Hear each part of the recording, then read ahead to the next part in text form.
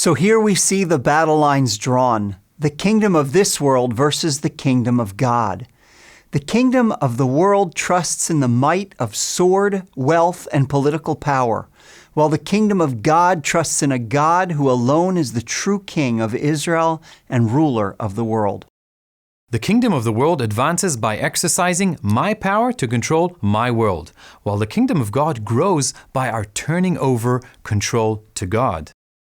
The kingdom of the world focuses on outward behavior, while the kingdom of God transforms lives from the inside out. The kingdom of the world is rooted in advancing our self-interests, while the kingdom of God is centered exclusively on carrying out God's will, even if it requires sacrificing our own self-interests. The kingdom of God is centered on people living for the Messiah Yeshua and bringing His love, ethics, and light to a broken and dark world.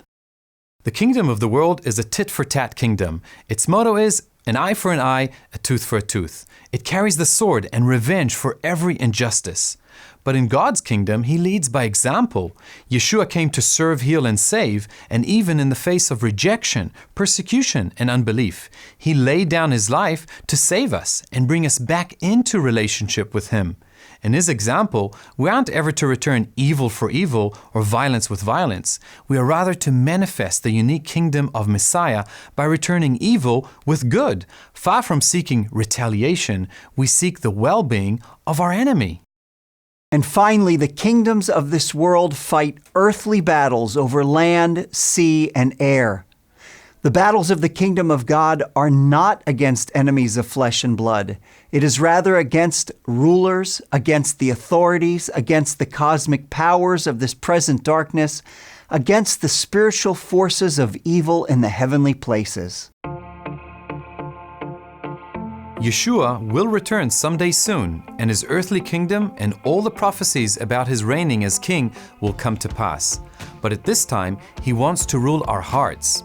The great rabbi, Saul of Tarsus, wrote in his letter to the Corinthians, "For our trouble, light and momentary, is producing for us an eternal weight of glory, far beyond all comparison, as we look not at what can be seen, but at what cannot be seen. For what can be seen is temporary, but what cannot be seen is eternal." Some perspective on what Saul considered to be light and momentary trouble was being stoned, shipwrecked, beaten and then shackled in prison, hungry, cold, and disowned by his friends and family. It might seem that Saul was a bit insane to have that perspective, but when we compare our life to the weight of the eternal kingdom of God, it is only a raindrop in the ocean. If you knew that you had to endure walking over a bed of coals or a 2-minute swim in the Arctic Ocean, but at the other side of that challenge, you'd be receiving a $10 million prize, the Arctic plunge or the red-hot coals would seem to be a walk in the park because you were looking to that reward.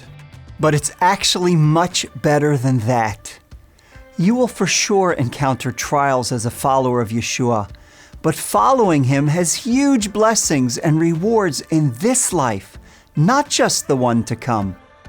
It's easy to see how this can change your life perspective when bad things happen, when you aren't getting what you think you need. Perspective is key. Yeshua's teachings are the lens and the light that we will be using to understand the Bible in the coming weeks. The more that we learn from Him, the more we discover about life, God, and the future to come.